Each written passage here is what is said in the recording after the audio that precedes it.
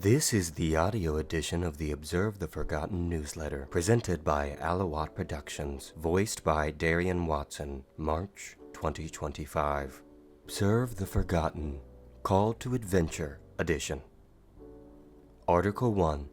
Outside versus inside the system. Where do I want to be? Wicked is out, and much like every other person who majored in theater, my life has been changed forever. Perhaps most unfortunately, it might have started my spiral into another quarter-life crisis, but that is a discussion I will clarify more later. Instead, spurred on by Wicked, I would like to discuss morality and choice. Specifically, how good can manifest into two different systems, often shown to us in the main characters/archetypes. Take Wicked, for example. The movie shows, when fighting against the standard, you can fight it via change within the system, as Glinda wants to, or from outside the system, as Elphaba wants to. Both means are very different, and neither is necessarily wrong. It is this duality that has sent me into a spiral, as I cannot decide whether I want to fight the problems I see like a Black Panther, or like a civil disobedient. So, for this essay, I will compare fighting inside versus outside the system, and give my thoughts on why it's hard for me to decide. When I talk about fighting from within the system versus outside the system, some pre-existing examples might appear within your mind. Perhaps you think of V, outside, or Gordon, inside, in V for Vendetta. Maybe Captain America, outside, or Iron Man, inside, in Marvel. Or possibly like me, you thought of Malcolm X, outside, or MLK, inside, in the civil rights movement. What is interesting is in all of these examples, the person I would side with is different. In V for Vendetta, I would fight like Gordon, because blowing up buildings and killing dozens of guilty men like V does just isn't my style. Yet, I would choose Captain America in a heartbeat. His vigilantism feels more justified, even though the government in V for Vendetta is remarkably worse. When it comes to X versus King, my answer is, I don't know, similarly matching my answer for Wicked. On the surface, the easy answer is of course, I would be like Elphaba and X. I want to kick ass and take names. I want to take off into the sky or don a Black Panther jacket and punch some KKK members. However, when I look below the surface, my feelings begin to soften. Not only is the concept a long shot to attempt to topple a system through force, but the life of an outsider is very lonely. Elphaba isn't known for being popular or known throughout the land because people love her. When you fight like a vigilante, you become hated. Elfie, X, and I can all relate to being hated nonetheless for no reason or for things we can't control. But taking that final step is hard. It is one thing to be hated, but being hunted is something else. On the other side of the coin, though, would I want to fight from within the system? To fight like King and Glinda is to fight a slow, grueling, stubborn battle. It is being let down constantly and knowing there is not much you can do but smile and try again. I hate that. Fake niceness and feeling like I am getting nowhere is loathed from the depths of my soul. Yet, the fight from inside the system appeals to me as I am relatively charismatic. I make friends easily and I know I could do a lot of good by staying within the system. Being kind in the face of hate, doing so with a smirk, and bringing laughter and joy brings a lot of rewards. It is a lot less lonely, even if there is a fear of being stabbed in the back. And when you do make a step towards progress, the ground shakes with the magnitude of change. However, it is hard to fight for a system I genuinely don't believe in, and for a world I don't belong in. Since I was a child, I've always been different, not only for my race, but for my mind. I haven't been shy about this concept, and I've written about it before, but I want to recontextualize it here. As I have grown up, I have grown more and more to understand the denotative definition versus connotative, associated meaning of things on a symbolic level. For instance, when I saw the founding words of our country, the magnitude they carried was inspiring. When I saw how those words were all but ignored, it created a mental paradox. The information, the morals, were right there, and yet they weren't being followed. When I saw stories about love as a kid, I became a hopeless romantic. I couldn't get enough of 13 Going on 30, Star Kid, or Beauty and the Beast. But more often than not, love doesn't play out like it's been written in a writer's room, which is no one's fault, but it doesn't help any case for wanting to go outside my room. Yet, the idea of falling in love with a woman makes me want to venture nonetheless. It is a constant conflict in my life. Perhaps it is this conflict between the inside and the outside that has always drawn me to the character of the Doctor, a genuinely tragic character who is in a constant state of fighting both inside and outside of the system. He never knows what he is doing, and oftentimes he does not get it right. He is constantly a moment's notice from crashing out, losing his marbles, and yet he desperately wants to help everyone he can. I have constantly felt the perpetual annoyance of having to deal with a bunch of poorly, emotionally regulated humans who, a decent percentage of, cannot think of anyone but themselves for more than 2 seconds. Why would I want to help them? Well, the simple answer is because it's the right thing to do. A sentimental answer, I know, but it's genuine. I recently worked for a big business, a charter school company dealing with the education of children. My heart broke when I realized how much the kids were not allowed to be kids, forced to sit still, not kick their feet, constantly tested and always reprimanded. I was skeptical during the onboarding when my diligent note-taking told me there was a constant demonization of public schools and cherry-picking of information. But it was seeing it in action that sealed it for me morally. Children are where I draw the line. I don't want to fight within that system. I want it abolished, vanquished.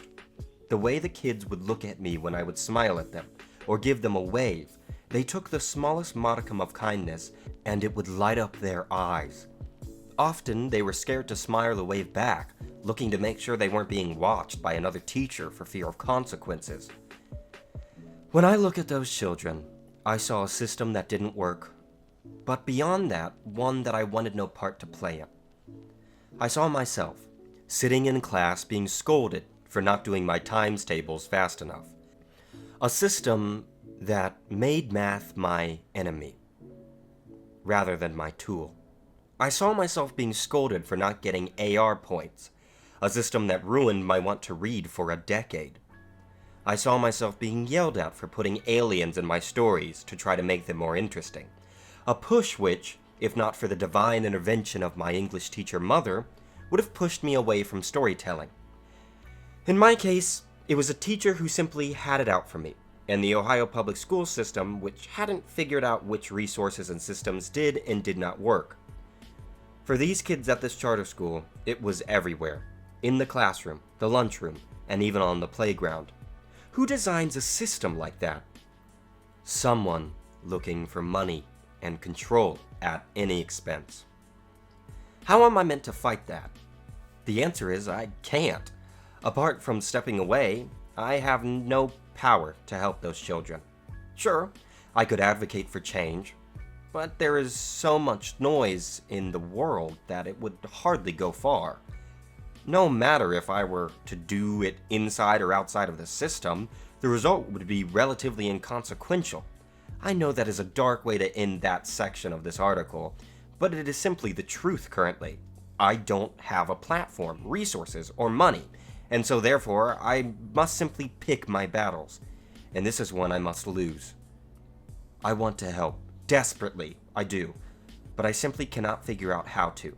I'm speechless and idealist, which for me is saying a lot because I never shut up. Maybe that's the point the universe is trying to make. Maybe my part to play in all of this simply hasn't been revealed yet. Perhaps I don't know if I would choose to be Glinda or Elphaba, because we haven't gotten to that part of the story yet. Elfie didn't know her part to play in all of this until the 2-hour, 18-minute, and 47 seconds mark, and she still has an entire movie left to both figure it out and implement her plan. So I should slow down, and use these bad experiences as lessons for what to do when the moment comes. I hopefully have a lot of life left to live, and I can cross that bridge when I get to it. In truth, a reoccurring theme across the last year has been my age. I've still got a lot of time left in adulthood, and many people have been quick to comment on that. But how can I not panic when the world's falling apart? I have student loans for what feels like a useless major, and so many people from my high school are getting married. I know everybody moves at their own pace, but shut up. That's not helpful. I'm anxious and imaginative. It's a hard combo to quiet down, okay? The world is telling me I need to choose whether I'm going to be inside or outside the system, and I simply am having a hard time telling it to go itself, and I'll decide when I am good and ready. It's one thing to be young in age, and it's another thing to be able to accept it, especially when you know you are a capable individual who will get results, and if you can't, will find a way to. I guess that is just the nature of the beast, and points to the conflict in my story. Finding my corner of the sky. Article 2. My call to adventure. Finding my corner of the sky. What is my conflict? Finding my corner of the sky, as I put it. But what does that mean? It's no secret I find my path obscured in fog, and I tend to travel with the wind. But it doesn't get to the heart of the situation, now does it?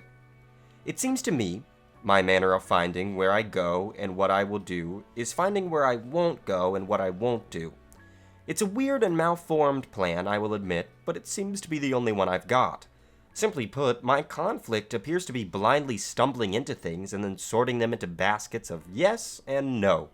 To better describe this, let's give the people what they want and discuss what I have been doing since we last spoke. Through a comparative essay, of course. Most of it was waiting. The ticking of time tossing along as I waited for the big move. The move to New York. My move to New York was a little bit like driving a bus in an alley. Tricky and unpredictable. You see, my move occurred on January 9th, and I was meant to start my job on the 20th. However, my mother's 60th birthday trip to San Francisco would have me leaving on the 23rd, a Thursday, and getting back on the 27th, a Monday. Having just been hired on December 23rd, I found myself unable to talk to my employer about this due to their being on holiday. I was forced to watch time tick by as I waited for their response. It ended up being fine, and I simply started the job a bit later. But it left the anxious me in quite a state of disarray. Having just moved to New York on the 9th with a newfound sense of free time, I bet you are wondering what I spent all that time doing. Did I go to Broadway, or the beautiful Rockefeller Center, maybe the Brooklyn Bridge, or even a trip to the Statue of Liberty? No. I mostly stayed in my apartment, as most of those things are expensive. Apart from the occasional trip out to the local bars in an attempt to meet friends, I simply stayed inside. What I learned in this time is that I took for granted being able to go to one store for everything, like Meijer, Target, or even Walmart, rather than having to go to 8 different stores.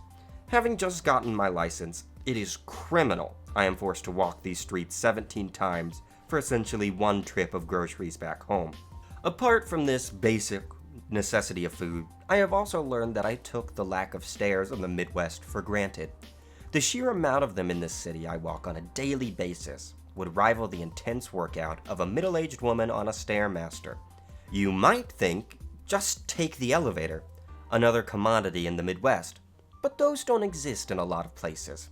Walking 4 flights of stairs up to my apartment every day really puts me in the vibe of Peter Parker. Should I mention my favorite hero is Batman, and not the friendly neighborhood spider? At least when I tripped and fell on ice at home in my driveway, no one was around to look, except the Ring camera.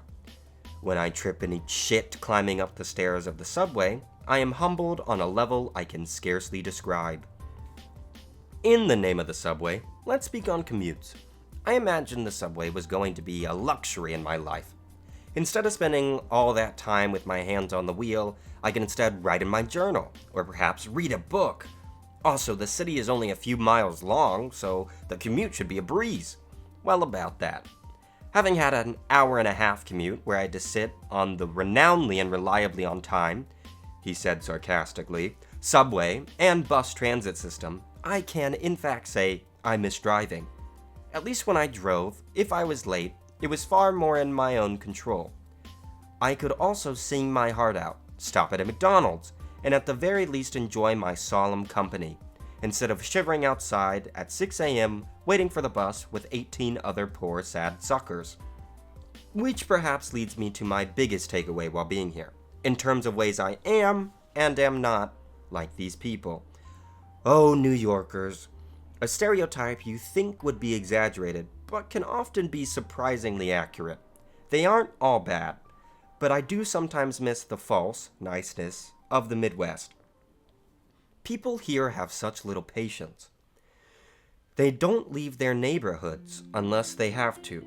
They are cold and lack a profound curiosity I have seen everywhere else I have gone. Now, mind you, they are honest, at least from their perspective, and productive. But that is simply not how I live. New York is a nice place. It's a good place, and I am not giving up on it yet.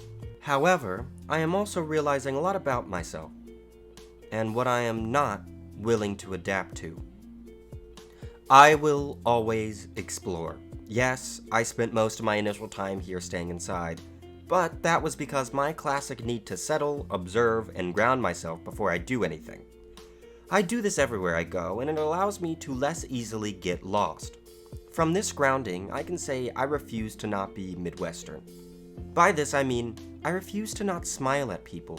I refuse to not hold the door for someone behind me, or to not say thank you when someone does something nice for me. You can take the man out of the Midwest, but you can't take the Midwest out of the man. I most importantly refuse to bully kids. I will sacrifice my own comfort, livelihood, and personal happiness if it makes the difference for one kid. So many people here live to work that they don't even question what they are working for. I will starve to death and rot on a street before I ever intentionally sacrifice the well-being of another for my own gain. I often say, intention is the key, and with that, I will give a lot of grace to people. But many people here haven't even allowed me to give them that. However, I am not giving up. So help me, I will force a New Yorker to smile instead of argue if it's the last thing I do.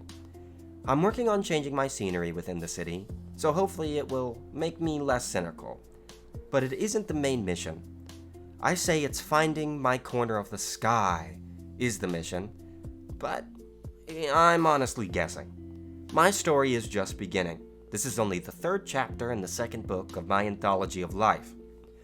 I think it's about time I dig my feet into the rising action and propel myself somewhere. Hell, it may not be good or end well, but it will be interesting. If my past actions have anything to say. Call to adventure, consider yourself answered, and get ready for me to kick your adventure's ass. Article 3. Go Zuck yourself, Mark. It should not come as a surprise to state that Mark Zuckerberg has always been a somewhat controversial figure.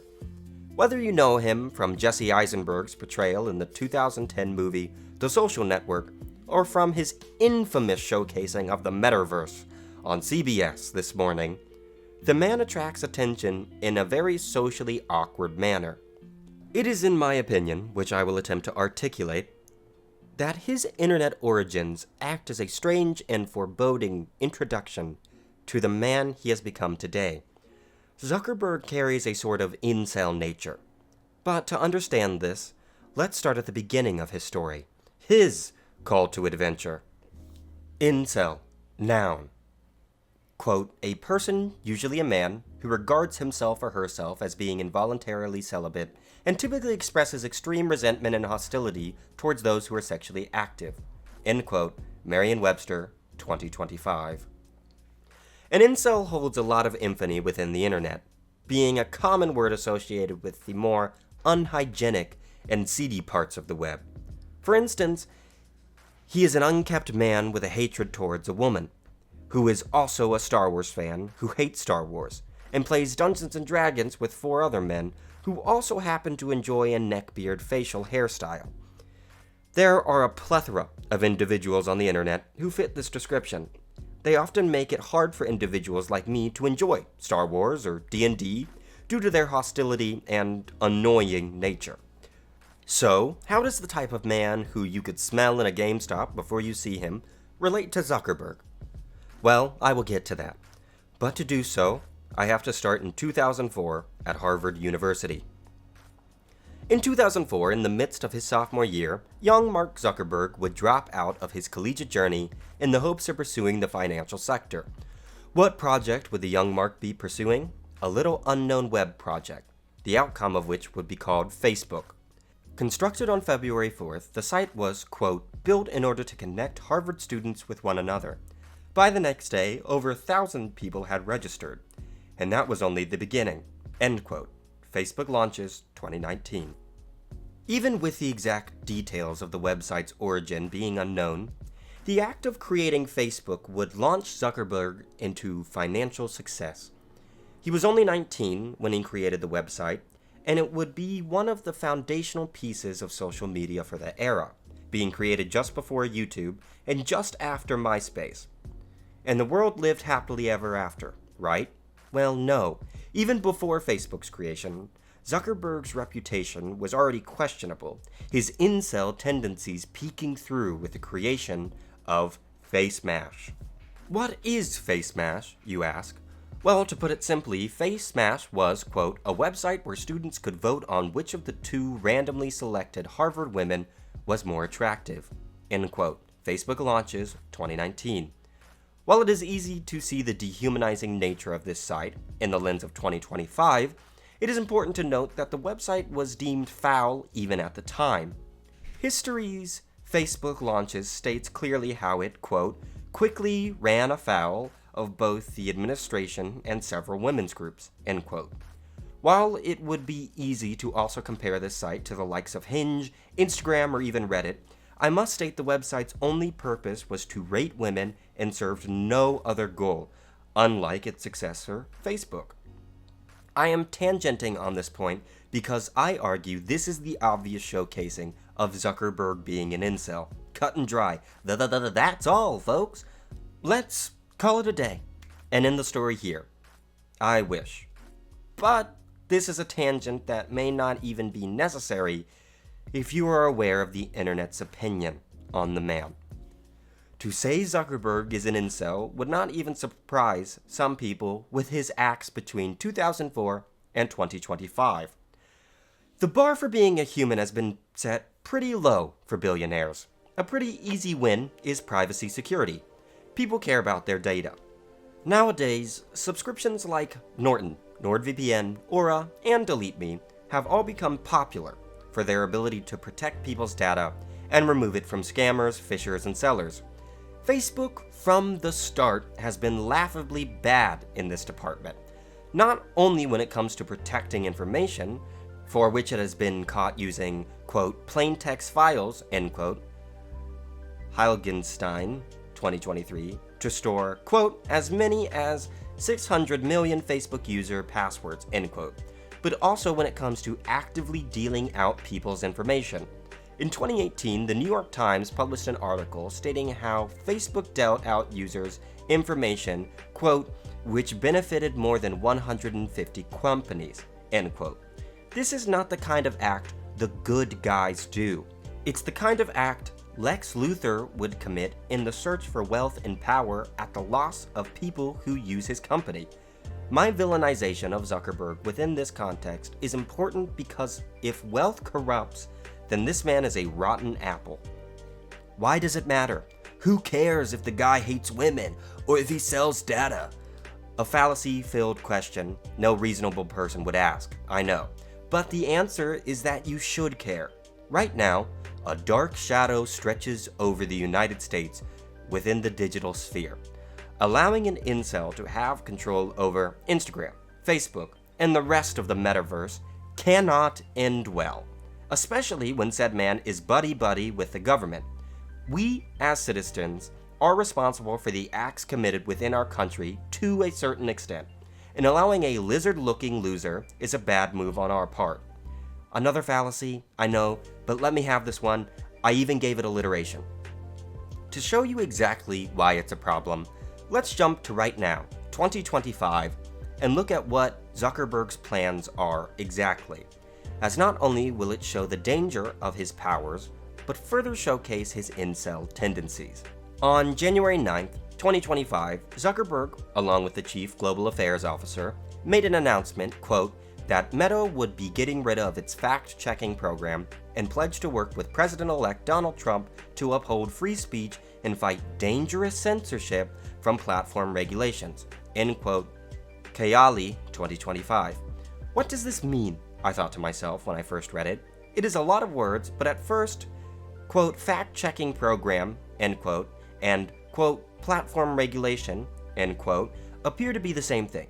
They are not, and the reality is quite stark upon further understanding.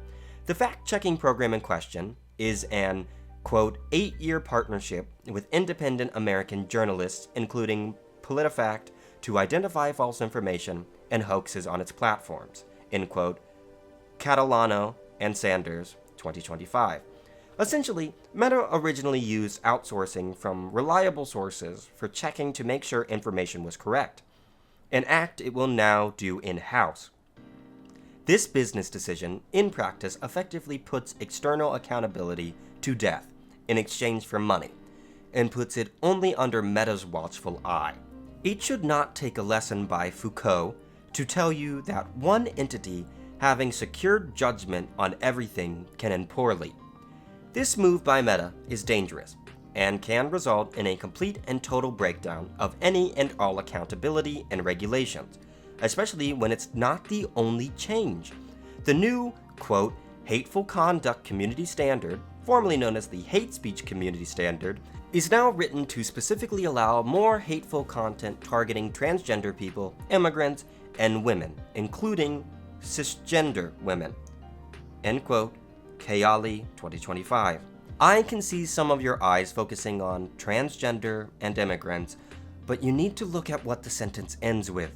This entire time, I have been telling you Zuckerberg is an incel, and his new policies reflect that, a harkening back to face mash, which, as I mentioned previously, foreshadowed this new age. He isn't just attacking people you may not care about, he's attacking you or people you love as well. I write this article and bring light to this not to scare you, but to remove your plausible deniability. Notice in this article how I didn't focus on Trump, transgender, or immigrants, because the purpose of this article isn't about that. There is an active shift happening in the digital landscape, as I stated before, a dark shadow stretching across it. I am not asking you to refuse to use Facebook or Instagram. I attempted to do so and was back in literal days. I am asking you to do the bare minimum of vigilance. In January, we almost saw the erasure of TikTok and at the same time platform changes on Meta websites. How convenient. If that doesn't seem concerning to you, I advise you to dig a little deeper into the sources I've provided in my works cited. It might not be fair that we, as normal citizens, are having to draw digital lines in the sand, but it is the reality.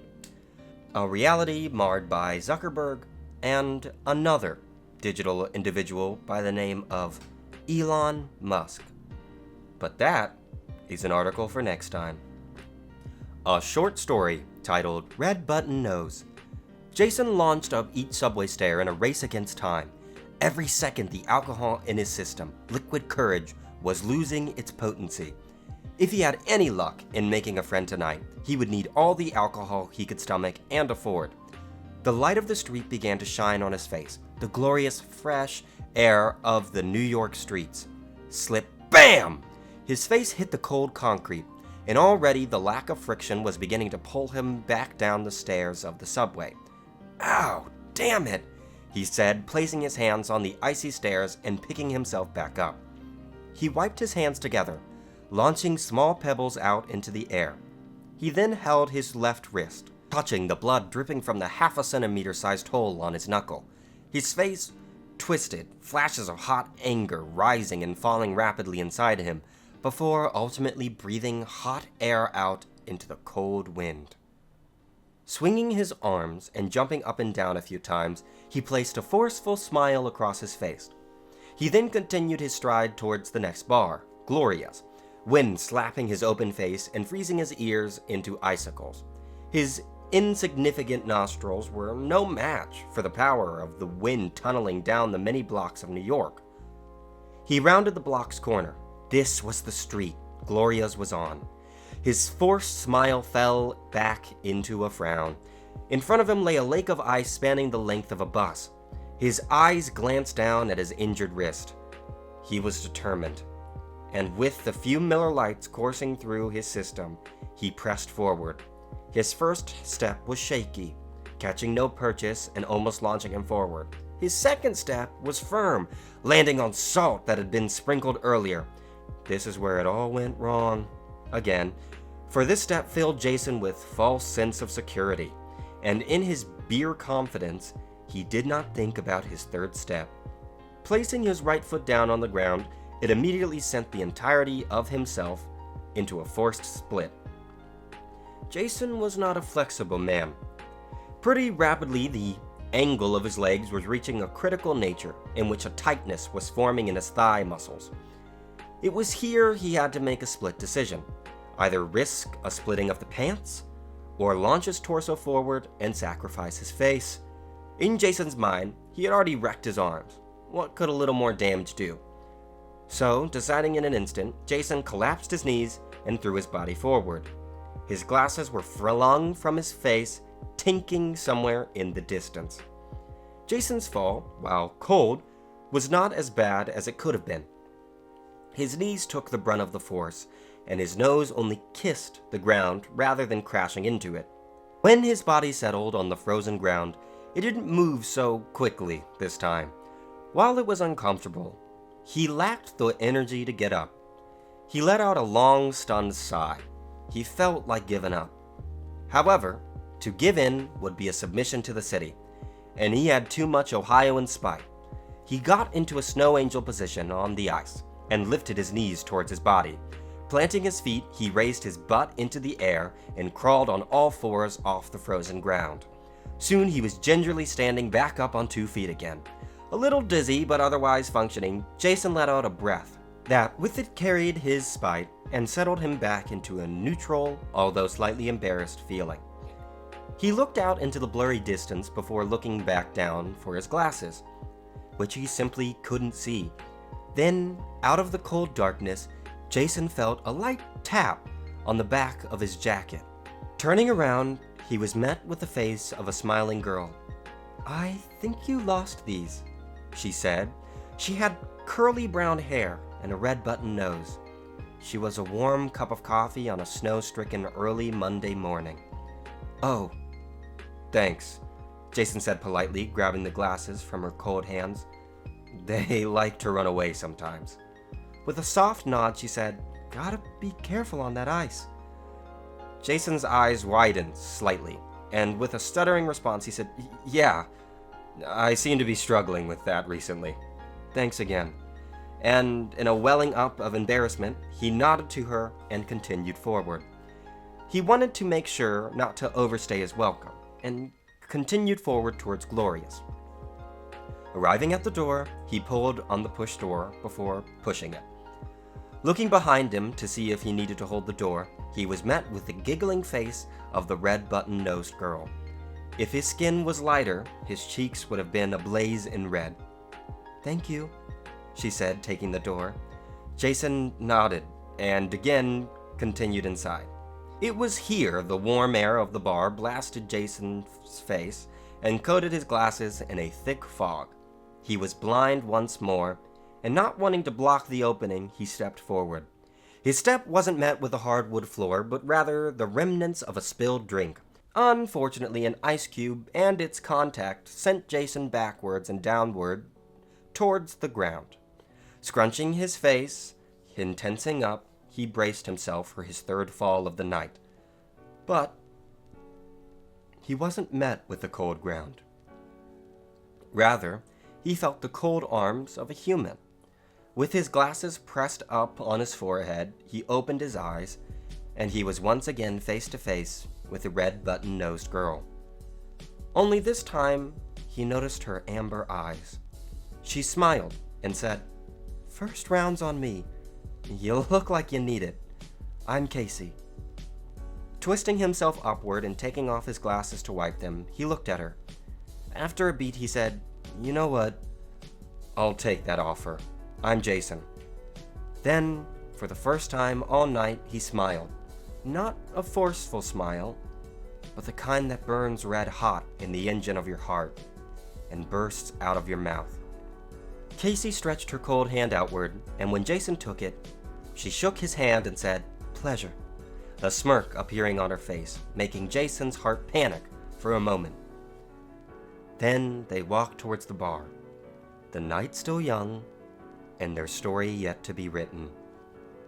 Article 4. Updates and Conclusion. So we have reached the conclusion to this edition of the newsletter. I so very much hope you enjoyed it, and I really enjoyed making it. I know it has been a while, but I wanted to really make sure I published something I was proud of, and something that felt done. If you enjoyed this newsletter, I highly recommend you check out my YouTube channel. I just published a Ghostbusters 1984 film analysis I am super proud of. I also ask that you please let me know what article you enjoyed the most. I might just turn it into a standalone YouTube video with updated and more in-depth material. If you enjoyed this newsletter, and you want to support me, I now have a Buy Me a Coffee page. Please do not feel required to. There is absolutely no obligation. If you have the extra means though, and you are feeling generous, you can find it here. buymeacoffee.com/Darian's Library. Feel free to subscribe to my newsletter to get access to the Darian's Library Discord and Facebook group. I am really trying to get this fun little community started and would love to see you there. Also, feel free to share this with friends and family. It really helps out a ton. Well, I think that will about do it for me. I should probably get to writing the next edition. I hope you have a truly wonderful day, and I will see you next time. This has been the audio edition of Observe the Forgotten, Call to Adventure Edition, presented by Alawatt Productions, voiced by Darian Watson, March 2025. Thank you for listening. I hope to have you listen again soon.